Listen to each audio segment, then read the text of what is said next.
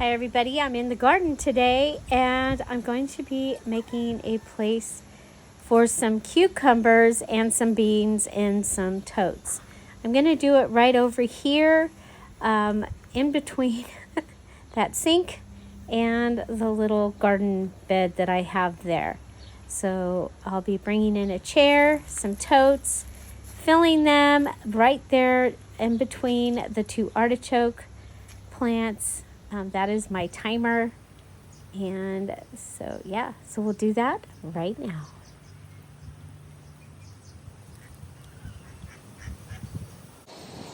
And here we go. I have a chair. This has been here for many years, and this year I've decided to put it in backwards. Now remember, a chair is made to hold like 300 pounds, so it is more than happy to hold your totes and your pots. I have gone and found the bottom of a tote, and that's just going to help me here in the desert to have a place for the water. But I'm also going to be making it so that the water is going to run off and it's going to water that artichoke that we saw earlier. So it was pretty windy this day. It was beautiful, but pretty windy. I'm going to be using these barbecue grills that I have from previous barbecues, and I'll be using those to help train the cucumbers to get up to the fence. The tote that I've chosen has already been started, meaning that it already has the sticks in it, the brown leaves, the green leaves, the paper that I put in, and some dirt. So I'm going to go ahead and water that down really good before I add the next batch of soil. And be patient because gardening is a process. And here I realize that my drain holes are on the wrong side.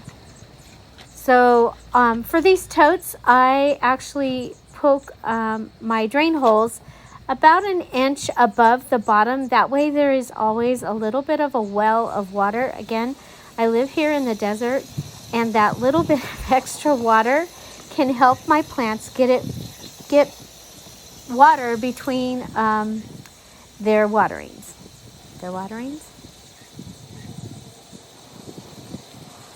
So I have mostly cleaned the area, but you know, the job is never done. So here you're going to see me pull out the rake and do a little bit of raking and just making sure that the area is cleared. Now I do have some artichokes also to the right of this planter, and so I want to figure out a way for water to go to both. There I'm putting the grill back, and again, it's going to be there to help the well, what's next? Gotta be it's always a process. Okay, so I found a weed. We're gonna rake. Aha, there's a method to my madness. I snuck ahead and to see what the heck I was doing, and what happened was there was a squirrel holes, 2 of them here next to this raised bed, and so I'm gonna fill it with the mulch and the leaves from around from that area, you know. So stealing from this to put it over there. Actually, it takes care of two things that I'm working on: getting it cleaned up, and at the same time getting everything workable and usable, and that includes filling squirrel holes. So next, it's time to fill the totes with soil. I have last year's pots, and I've turned one upside down in this blue container, and I'm going to be going through it and pulling out the roots and fluffing up the soil. It does take a few minutes, so I'm going to go ahead and skip ahead. But just know that I went through and crumbled the entire pot of soil. It's going to make it easier to take up water. So And also, this soil is amazing. It is last year's bottom of the barrel compost mixed with the other the good potting soil from that year, and it is amazing. Okay, just about finished. And so apparently I decided I would make a whole new tote. So here I have my tote. I think I showed you where the holes were punched about an inch up. I'm getting the bottom piece so that I have it. And we'll go ahead and start putting this tote together. So I'm showing you where the holes are on this tote. And I punch them about an inch above the bottom, and that's because I'm in the desert, and that gives a little reservoir of water. Okay, so being very resourceful, I'm going to be grabbing things from around my garden here. You can see I'm putting on my garden gloves because the first thing I'm grabbing is some sunflower stalks from last year and some tomato plants from last year, and both of them can have little stickery things on them, and so I am cutting those up or bending them and putting them in the bottom of that gray tote. And again, that's going to give me the place for the reservoir. It takes up some space, and at the same time it's amazing that the tomato plant pieces, they will not be there at all. The sunflower will have to see, and so yeah, and they'll be down at the very bottom. And so there, I'm still getting sticks. You can do this with sticks too. Next, it's time for brown leaf matter. And over in this part of the garden, I don't get a lot of weeds, and so I can use these leaves.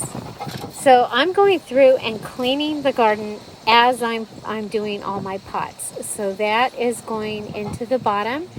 Now we do have a couple of trees that send off a whole lot of seeds. We have an elm tree and some kind of an ash type tree, and they both send off crazy amounts of pods. I've given up on worrying about that they're in there.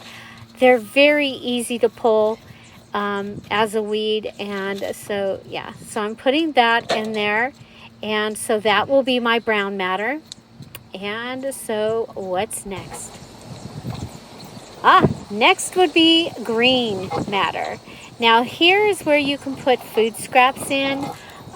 This particular day I've already used up all the food scraps, all the garden scraps. So another thing that I use is the leaves on the lower leaves on the trees and the places that we would be cutting down. And so right now the elm tree is weeping, and it looks like a humongous bush. So I'm going and taking the lower branches off that tree, and to make, so that it's a tree and not a bush. And at the same time, I'm using those leaves as my green matter. So that's where your nitrogen would come in, is from your food scraps and from the green leaves, and so the live things. So that's the next layer. So the layers so far have been some type of sticks. Then I've done my brown leaves, which are the leaves that have already started to compost, already dead. And now I'm doing the green, and of course I could be doing food scraps. So this part of my gardening and gardening in totes, which I have done since 1994, basically. I had a mobile home and I could not garden. There was no dirt. It was all asphalt. So I garden in cement, and I gardened in totes and pots and all that there. So, but this next part there, I did have some food scraps. So I've put those in there. There's some coffee grounds and some other food scraps. So next is the part that I had not done before. and that is adding shredded paper. This is something that I learned from Robbie and Gary on YouTube. Check them out, you guys, if you love hummingbirds. Oh my gosh. So I went and got more paper from the shredder. But this is what is going to attract the worms, and it gives them something to eat. And oh my goodness, since I've started using this, my totes and my pots are full of night crawlers and red wiggly worms. It is amazing. And so filling this part of the tote, so I've done those layers. Now I've added the paper. Now you can put any kind of dirt. So this is where I will put in the dirt from last year. And I'm cleaning up a little bit again. Oh my goodness. You know, because I don't want to trip on any of these things. So, and next I'm going to give it a really good soaking. Okay, a really good soaking. So, dirt sometimes won't take to the water. And especially your older dirt that might have gotten totally dried out. So I'm going to give it a really good soaking. I love this soaker nozzle. I get it at the Dollar Tree. I did not have to buy one this year. I don't know if they have them this year, but it is my favorite. It's got like 7 settings, and so it's got a great spray setting that I can use on my walkways and my stepping stones and things, and then it has a great soaker setting that I like to use when I'm watering. Oh, so here we come with our actual potting soil, and the green bag is perlite. So this year I am using the potting soil from Ace, and it has plenty, it seems to have plenty of peat moss already in it. So this year I'm not adding peat moss to my soil. Usually I do, because that is the one that will help to hold the water. So I'm going to go ahead, and that is my little green tote. I have had that, oh my gosh, for 30 years. I have had that tote. That was my camping tote back when I was single, when I bought my mobile home. So now I'm adding some perlite into it. I think we figured about 2 cups is what I usually put in there, maybe almost 3. So you guys, this video, I actually made this on Memorial Day, and I'm just now getting to do the voiceover. I think I did a video for you where I actually set up a tote, and I'm telling you as I'm doing it.